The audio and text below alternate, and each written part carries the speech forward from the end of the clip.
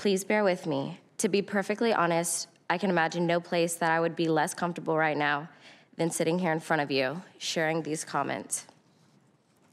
My name is Simone Biles, and I am a gymnast who has trained at the levels of the sport. As an elite gymnast, I have had the honor to represent the United States of America in multiple international competitions, including World Championships and the Olympic Games. Over the course of my gymnastics career, I have won 25 World Championship medals and 7 Olympic medals for Team USA. That record means so much to me, and I am proud of my representation of this nation through gymnastics.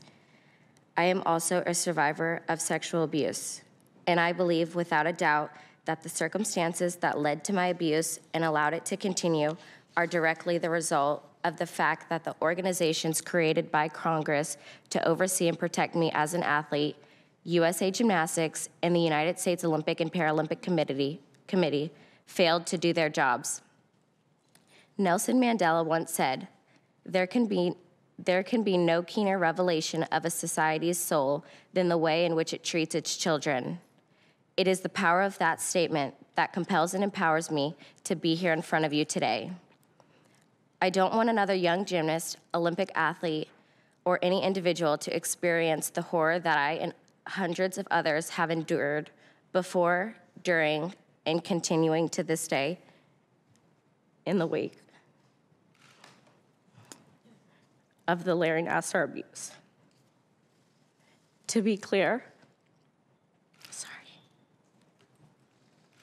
Take your time.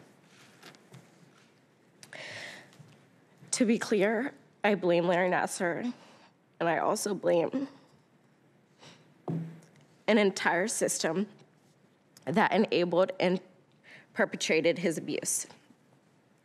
USA Gymnastics and the United States Olympic and Paralympic Committee knew that I was abused by their official team doctor long before I was ever made aware of their knowledge.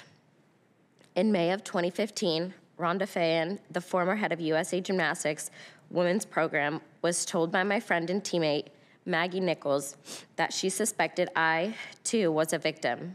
I didn't understand the magnitude of what all was happening until the Indianapolis Star published its article in the fall of 2016, entitled, Former USA Gymnastics Doctor Accused of Abuse. Yet while I was a member of the 2016 U.S. Olympic team, neither USAG, USOPC, nor the FBI ever contacted me or my parents. While others had been informed and investigations were ongoing, I had been left to wonder why I was not told until after the Rio Games. This is the largest case of sexual abuse in the history of American sport.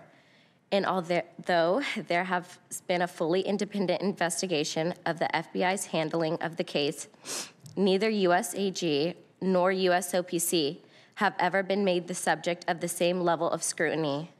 These are the entities entrusted with the protection of our sport and our athletes, and yet it feels like questions of responsibility and organizational failures remain unanswered.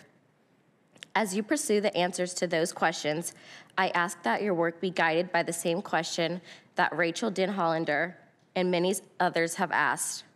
How much is a little girl worth?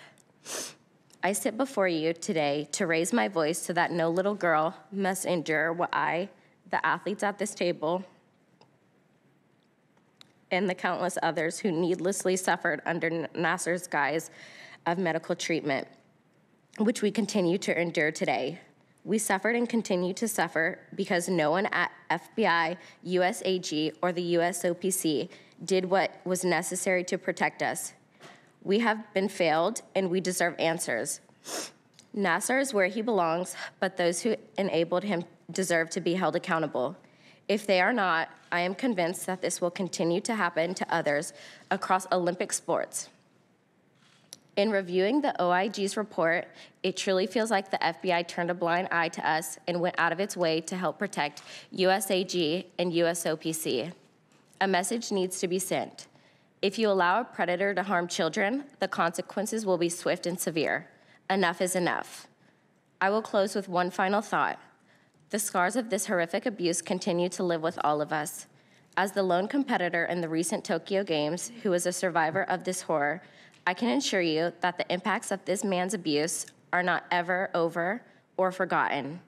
The announcement in the spring of 2020 that the Tokyo Games were to be postponed for a year meant that I would be going to the gym, to training, to therapy, living daily among the reminders of this story for another 365 days. As I have stated in the past, one thing that helped me push each and every day was the goal of not allowing this crisis to be ignored. I worked incredibly hard to make sure that my presence could maintain a connection between the failures and the competition at Tokyo 2020. That has proven to be an exceptionally difficult burden for me to carry, particularly when required to travel to Tokyo without the support of any of my family. I am a strong individual and I will persevere, but I never should have been left alone to suffer the abuse of Larry Nassar. And the only reason I did was because of the failures that lie at the heart of the abuse that you are now asked to investigate. Again, I appreciate the opportunity to share my thoughts with this committee today. I want to sincerely thank each of you for joining the survivors of this abuse to do what we all can to prevent anything like this from ever happening again. Thank you.